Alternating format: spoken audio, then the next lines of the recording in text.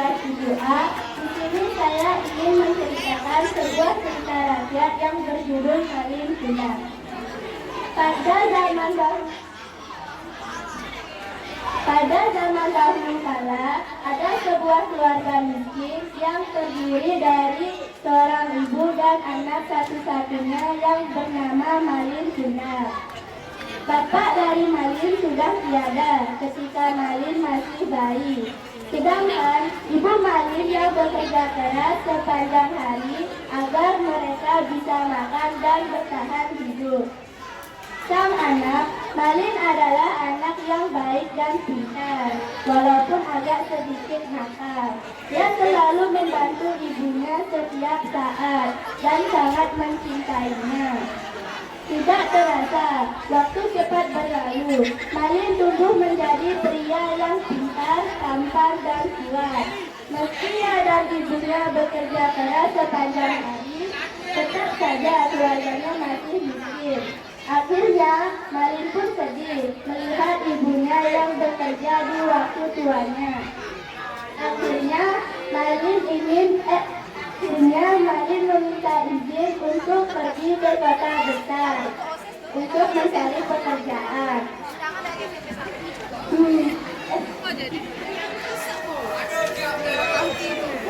Jangan tinggalkan ibu sendiri, anakku, jawab ibunya. Tapi saya harus pergi, Mak. Saya tidak mau melihat emak yang bekerja keras seperti ini. Saya janji, saya akan kembali ketika saya sukses nanti. Dengan perasaan berat hati, sang ibu pun merelakan anaknya untuk pergi ke kota. Keesokan harinya, Malin pergi ke kota dengan menumpangi sebuah kapal besar.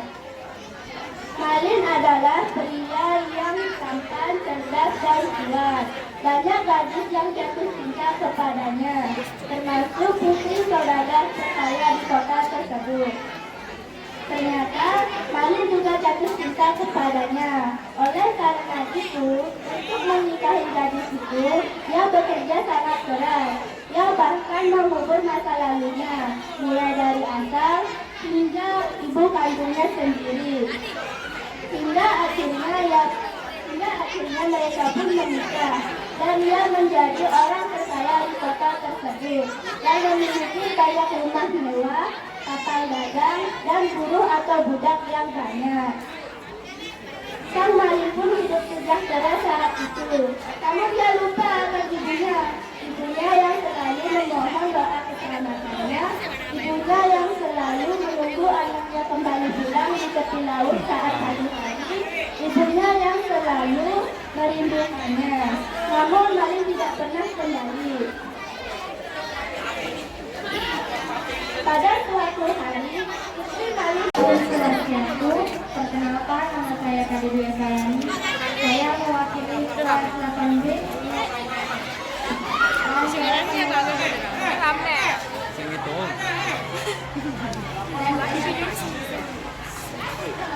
Saya akan bercerita tentang timurnya.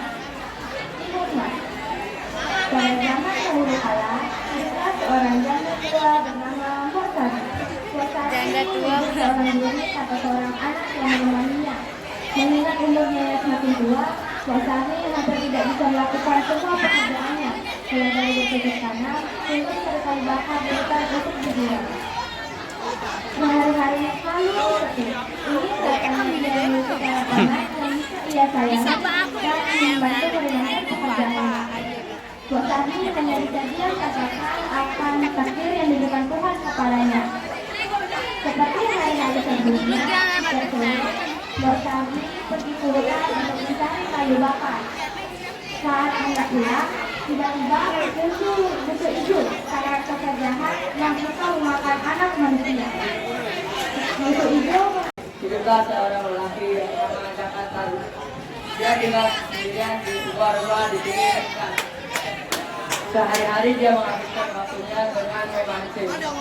Hasil pancingannya dia menjual untuk memenuhi kebutuhan hidup sehari-harinya. Pada suatu hari dia ingin memancing di sungai di dalam hutan. Lalu dia pergi ke hutan untuk mencari siapa Sampai di sana dia langsung melihat kakinya dan tiba-tiba ada 7 warna yang melengkung di ujung sungai yang dia cantik. Lalu dia mendekati warna-warna itu dan dia menemukan 7 wanita cantik yang sedang bermain air. Lalu dia merasa, wah apa itu? Dan sekali kita taruh dalam minyak. Lalu dia mendekati 7 wanita cantik itu sambil dia bersembunyi semang-semang. Dan dia pun menghayal, wah andainya aku bisa menikah dengan salah satu wanita cantik itu. Lalu dia punya ide, aku akan mengambil satu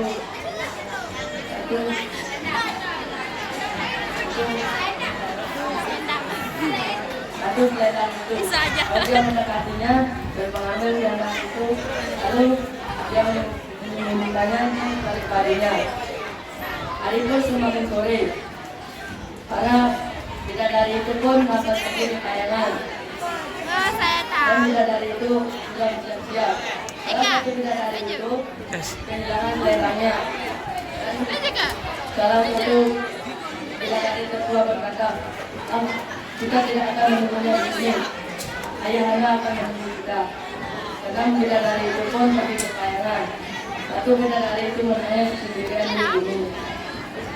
Dan jaka tembok pun mendekati bidadari itu. Lalu dia mengajak bidadari itu ke rumahnya. Sesampainya di rumah, dia pun mengajak bidadari itu untuk menikah. Dan akhirnya mereka berdua pun menikah dan hidup bahagia. Bertahun-tahun menikah, jaka tembok masih heran-heran apa beras di rumahnya tidak berhasil. Yang mana pada di itu? Tembok bertanya kepada bidadari. Gede mari cek. Wahai istriku, kenapa beras kita tidak pernah habis? Dan bidadari itu berkata, Merekam jalan kan? Oh, dan bidadari itu akan pergi ke sungai untuk mencuci. Silakan untuk menuju ke Assalamualaikum. Berasal dari kita sepasang dewa dewi dari kahyangan. Pasang dewa-dewa ini dikutuk oleh sang yang tunggal untuk turun ke bumi dengan wujud hewan. Sang dewi dengan wujud hutan yang dikenal dengan nama Selen Walu yang sang dewa dengan wujud anjing dikenal dengan nama Kumar. Pada suatu hari, kali hutan tidak sengaja minum air tadi seorang raja. Akhirnya, dia pun mengandung. Karena pada saat dia adalah seorang bayi, maka anak yang dilahirkan pun terwujud bayi manusia. juara 3. Di pinggir pantai air, dia seorang ibu, anak kesayangannya yang bernama Malinda. Iji ada Pak Agus ada Oh, harus. Kenapa emang banyak sih? Ada banyak Dia tetap merasa bahagia karena Malin merupakan anak yang penyayang. Malin juga sangat manja. Ini adet ah, no. Malin akan Ini selalu adet menemani apa? ibunya bekerja di luar ikan. 8B. Adet. Semakin hari, Emang Malin adet? semakin beranjak dewasa. Kan no adet no. Adet. Adet. Nama. 8B. Islam tuh. Yang accountant. Oh, nama. Siya yang no. Apa nih? 8B. Oh, kacang saya ngidang. Apa nih, Bu? Sim parang anak dia bekerja. Bekerja. Apa nih, mana, Bu? B. Si. Jangan malu, tetap ini tetap emak guru yang mengajarkan aku itu saya penelitian ini. Saya perwakilan dari kelas 7C. Saya ingin bercerita tentang bunga. Alkisah di sebuah desa di daerah Jawa Tengah hiduplah seorang janda parubaya yang bernama Rusdi.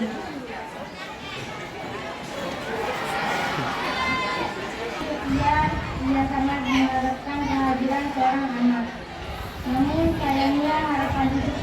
karena suaminya telah meninggal dunia. Dia Kelas 7D. Hari ini saya akan menceritakan kisah tentang timun emas yang mengalahkan raksasa dan ingin memakannya.